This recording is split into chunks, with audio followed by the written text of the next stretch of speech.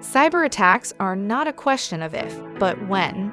Organizations face a severe shortage of skilled cyber defenders.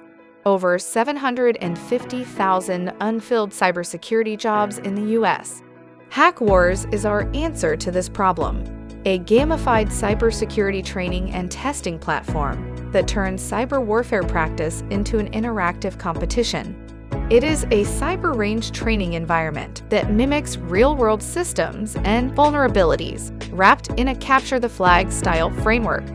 Participants are dropped into realistic networks of virtual machines and containerized services, each laden with live vulnerabilities, misconfigurations, and flaws found in real systems. Trainees must use Kali Linux, along with real-world tools and tactics to investigate, exploit, or secure systems. The environment is modular and customizable, meaning scenarios can be tailored to specific needs, from web application threats to industrial control system simulations.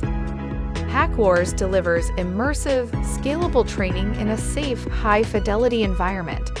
Lifecycle Engineering's Warz helps train the next generation of cybersecurity professionals, equipping them with the hands-on skills needed to defend against today's most advanced digital threats.